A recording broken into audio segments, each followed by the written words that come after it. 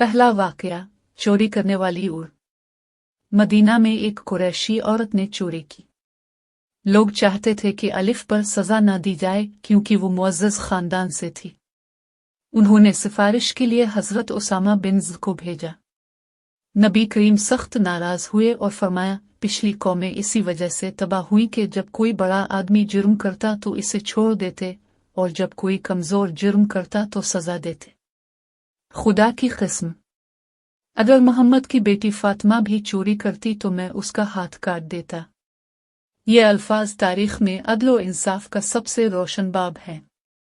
आपने वाज़े कर दिया कि इंसाफ में रिश्तेदारी, ओहदा या ताकत कोई मानी नहीं रखती। दूसरा वाकया, हिजरत से पहले अमानतें वापस करना। जब मक्का के लोग दुश्मन बन चुके थे, आपकी जान लेने के दर पे थे, तब भी उनकी अमानतें आपके पास रखी हुई थीं। अब चाहते तो कह देते, ये लोग मेरे दुश्मन हैं, उनकी अमानतें क्यों वापस करूं, लेकिन नहीं, अपने हज़रत अली को हुक्म दिया कि ये सब अमानतें उनके असल मालिकान को वापस कर दो। ये अदल और दियानत की सबसे अजीम मिसाल है। दुश्मन भी जानते थे कि मोहम्मद अमीन हैं और कभी खियानत नहीं करेंगे। तीसरा वाकया, ग़ज़वा बदर के कैदी। ग़ज़वा बदर के बाद कुरैश के कैदी आए। इनमें बाज़ वो थे जो कल तक इस्लाम के सबसे बड़े दुश्मन थे, लेकिन अपने उनसे हसन सलूक किया। बाज़ को तालीम देने के बदले में आज़ाद किया गया, बाज़ को फिदिया देकर। ये भी अदल की आला मिसाल है कि दुश्मन को भी उसका हक दिया। चौथा वाकया, हज़रत ज़ैद और अदल। हज़रत ज़ैद बिन हारिसा को एक वक्त में ग़ुलाम बना दिया गया था। अपने उन्हें आज़ाद किया और अपना बेटा बना लिया।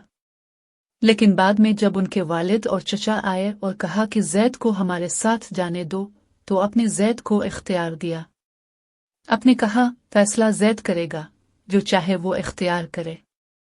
यहाँ भी अपने ज़बरदस्ती या जबर नहीं किया, बल्कि अदल का रास्ता इख्तियार किया। पांचवां वाकया, सबके लिए एक कानून। रसूल अल्लाह के अदल की सबसे बड़ी खुसूसियत ये थी कि आपने कभी अमीर व गरीब, अरब व अजम, काले व गोरे में फ़र्क नहीं किया।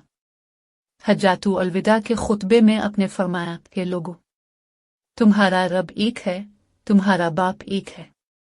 किसी अरब को अजमी पर और किसी गोरे को काले पर फजीलत नहीं, सिवाय तक़वा के। ये ऐलान था कि इस्लाम में सब बराबर हैं, किसी को बिलावजा कम या ज़्यादा नहीं समझा जाएगा। सबक और नतीजा। मेरे प्यारे भाइयों, ये वाक़यात हमें